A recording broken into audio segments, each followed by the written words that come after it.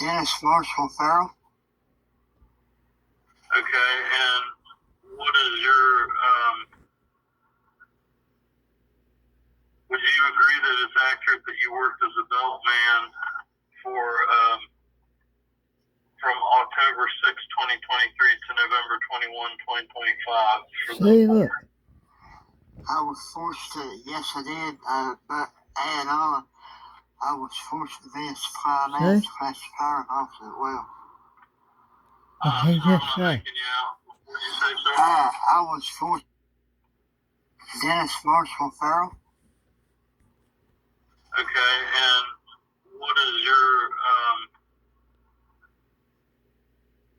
would you agree that it's accurate that you worked as a belt man for,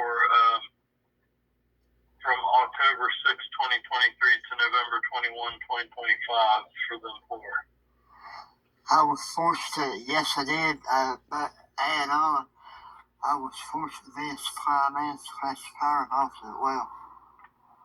I'm sorry, I'm not making you out. What did you say, sir? I was forced by the superintendent to be a fireman slash fire officer as well. I had multiple. So you had other responsibilities as well? Yes, sir. Okay, so your title was belt man? Yes, sir. That what it was supposed to be, that they made the superintendent made me do other stuff. Okay, well, we can get into that when you give your substantive testimony. Okay, thank you. That's an issue, but those dates are correct? Yes, sir. Okay. That's what I laid on his desk that morning. About how much were you earning per hour most recently? Did you work per week when you were there? Well, I asked the superintendent to do everything out by. And what were your overall duties while working there at a high level?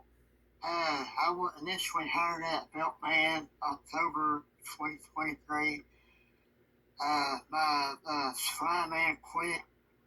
Well, he started staying outside back in January to, I believe it might have been early March 2025.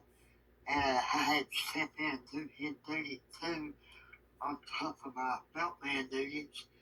And they only hired a replacement for me on the belts after a federal man come out and shut the belts down due to no maintenance.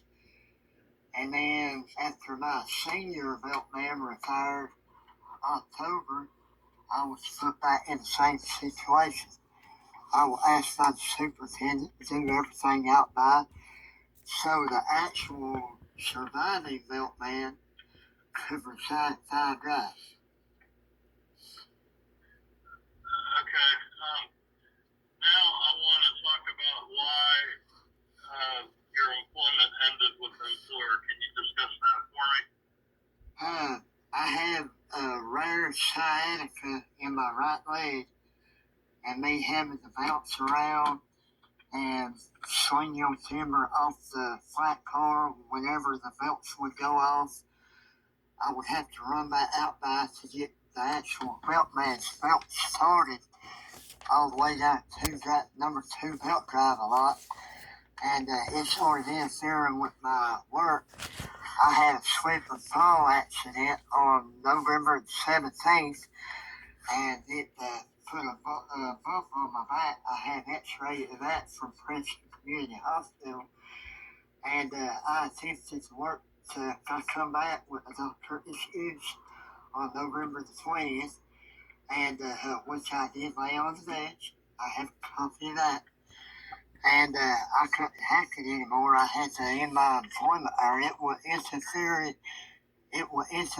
with my pre-shifting duties, and I had done been jumped onto by the mine foreman for putting too much in the building examination book. And I figured it was better for me to leave than stay there and break the law.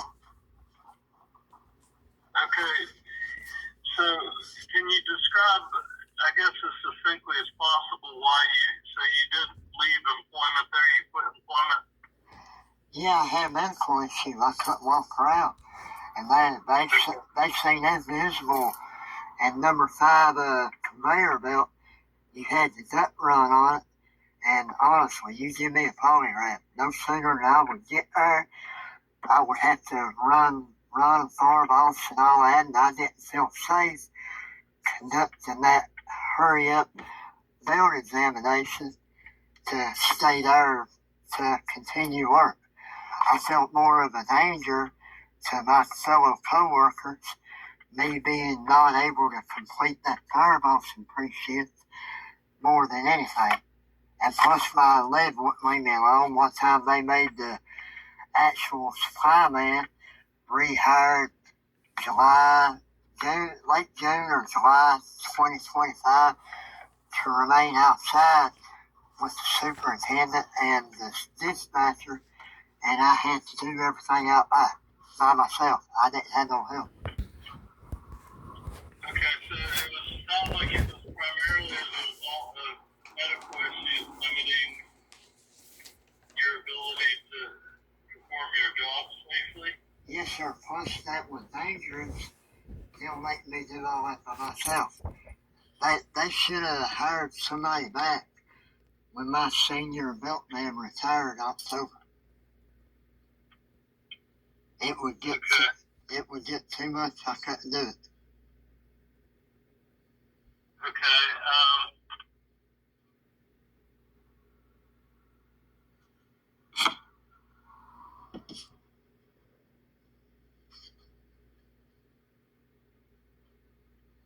did you ever provide documentation of your health issues to your employer? I provided the excuse sheet, the doctor excuse sheet, and it was, I showed my foreman and the dispatcher the November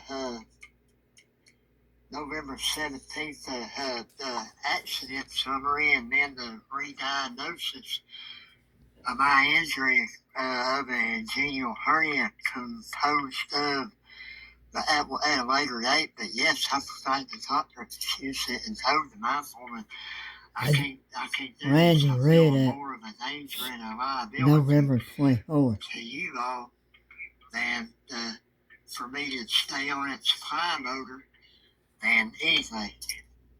That's why go ahead. Was the doctor, who was the doctor you provided an excuse from? Welch Emergency. Princeton Community. It was dated November the 20th. It was for the 18th and the 19th. No, 4 working days after I went to work for that. Is that in the hearing packet? That on his I believe it original is, job. sir. If not, I can provide you a doctor excuse. Yeah, I see a doctor excuse from, it looks a little hard to read. Let me see if I can learn it.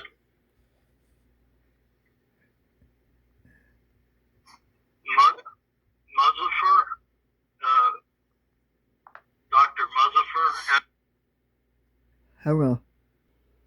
A different complaint.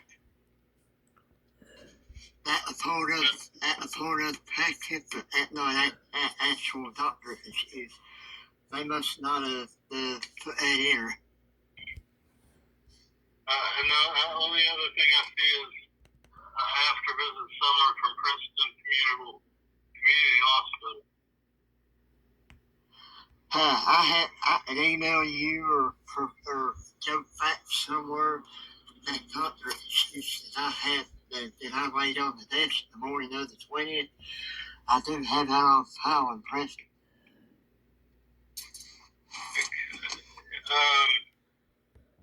And it's in a full drive. I saw that you emailed were, it looks like That woman left that out. a group of writings explaining your situation. Yes, sir. This is what I explained to him. And then,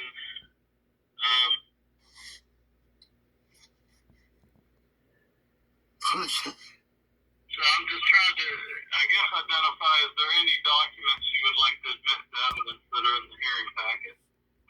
All those should be in there. All of them in the hearing packet, plus what Princeton Workforce added on the 20th or whenever I added that exhibit about me being forced by the superintendent to bring the gas detector outside for calibration out of the refuge chambers. Other than that, the excuse is the only thing absent out of that packet. Okay. Let me see here. So the first, I see a number of handwritten pages. Is that something you wish to admit to evidence? Yeah, right here Sure, where I that tell you. describes the hospital work environment. I didn't get that FOIA yet. Okay. You That said the asked me. hospital work environment? Yes, sir. See? Okay. I couldn't do all that. Those are just your writings describing your experience while working there? Yes, sir. Okay. I think there's a total of, looks like about 10, 12 pages of those. I'm going to mark those as claimant exhibit 1, those handwritten pages. And I guess I do think there's a foundation for those. I think they are authentic based on their markings and have potential relevance. So I'll ask you, Miss Matney, do you have any objection to, well, do you see those documents, first of all, the handwritten This documents? what I'm talking about. Okay, I can't hear you very well. Yes, sir. Okay, and do you have any objections to admitting those into evidence? No. Okay, those are marked as claimant exhibit 1 and such. And then the only other documents I see from you, sir,